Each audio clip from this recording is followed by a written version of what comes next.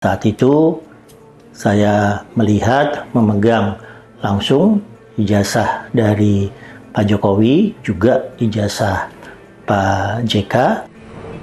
Terus berlanjutnya polemik ijazah palsu Jokowi yang digaungkan oleh Roy Suryo DKK. Sosok Andi Wijayanto muncul, memberikan klarifikasi. Sebagai orang yang pernah dekat dengan Presiden ke-7 RI Joko Widodo, ex-gubernur Lemhanas ini pernah menjadi sekretaris tim pemenangan Jokowi JK, pakar pertahanan, dan juga anak dari Jenderal Perang Mayor Jenderal Syafei, politisi senior PDIP.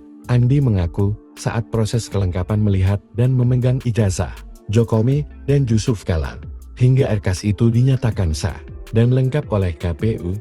Dia memeriksa dan melihat kondisi fisik ijazah Jokowi saat saya menjabat sekretaris tim kampanye nasional untuk Jokowi jika tahun 2014. Saat itu saya melihat, memegang langsung ijazah Pak Jokowi dan Pak JK, ujarnya.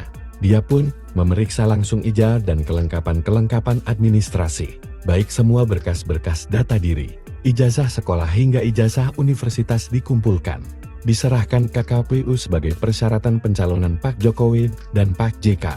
Namun Andi tidak mengomentari kondisi ijazah Jokowi yang diperdebatkan saat ini. Dia hanya mengaku tugasnya memeriksa dan tak ada kejanggalan.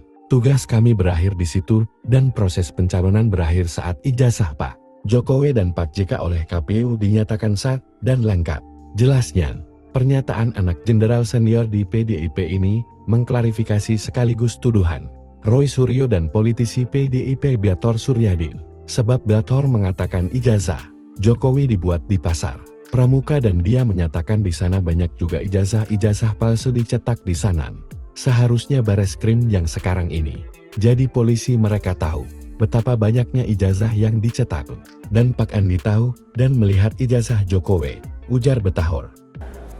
Dan kelengkapan administrasi, baik semua berkas-berkas data diri, ijazah sekolah, hingga ijazah universitas dikumpulkan, diserahkan ke KPU sebagai persyaratan pencalonan Pak Jokowi dan Pak JK.